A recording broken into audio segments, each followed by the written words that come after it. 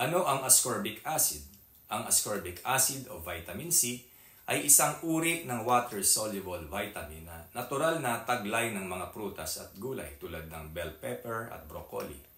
Ano ang benefits na nakukuha ng ating katawan sa ascorbic acid? 1. Ang vitamin C ay isang uri ng antioxidant.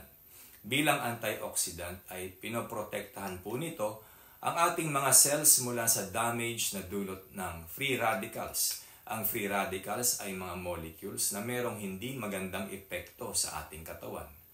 Ang free radicals ay related o naiuugnay sa mga sakit na tulad ng cancer, sakit sa puso, stroke at iba pang mga sakit na kaakibat ng pag-edad.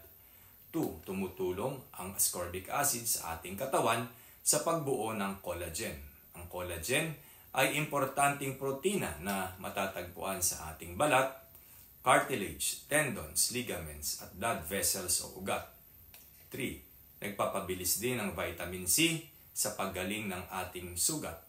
4. Ang vitamin C ay tumutulong din sa pag-repair at pagpapanatiling matibay ng ating mga buto at ipin. 5. Tumutulong din ang vitamin C para ma-absorb ng ating katawan ng iron, kaya't mainam na uminom din ito ang mga anemic. 6. Nakakatulong din ang vitamin C para sa madali ang paggaling ng pangkaraniwang sipon. 7. Ang pag-inom din ng vitamin C ay maaaring makapagpababa ng LDL o low density lipoprotein, isang uri ng bad cholesterol. 8. Nakakatulong din ang vitamin C para pababain ang systolic blood pressure. 9. Ang mga skin creams at serum na may taglay na vitamin C ay nakakatulong na mabawasan ang kulubot ng balat.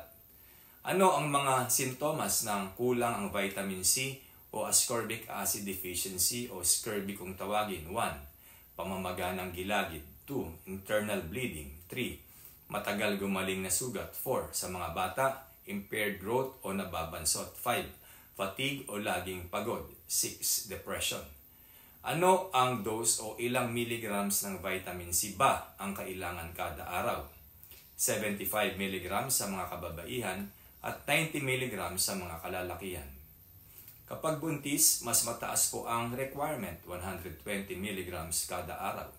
Ang upper limit ay 2,000 mg kada araw.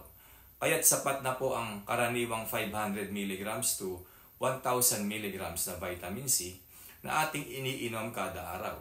Inumin ang ascorbic acid nang may laman ang tiyan upang maiwasan ang pangangasim ng tiyan. Sa mga laging nangangasim ang tiyan, ang preparation na sodium ascorbate ay pwede po ninyong subukan. Dahil ito po ay hindi nagko-cause ng pangangasim ng tiyan. Safe ba ang vitamin C supplementation sa buntis? Wala pa pong sapat na pag-aaral sa bagay na ito pero sinasabing ang vitamin C supplementation ay beneficial para kay mommy at baby basta't siguraduhin lamang na hindi lalampas sa rekomendasyon ng inyong doktor. Safe ba ang ascorbic acid supplementation sa breastfeeding? Ang recommended dose kada araw ng vitamin C sa mga breastfeeding ay 120 mg. Ang mataas na dosage o yung umaabot ng 1,000 mg kada araw ay maaaring magpataas ng ascorbic acid level sa gatas pero wala naman pong magiging masamang epekto kay baby. Kaya't hindi rason para itigil ang pag-inom nito.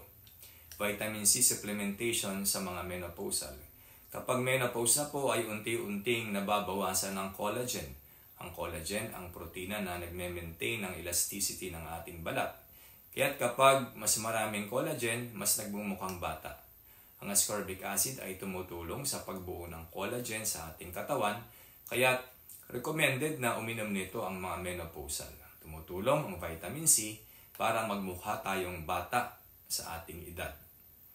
Kung gusto po ninyong gumamit ng ascorbic acid vitamin C supplementation, nasa comment section po ang link.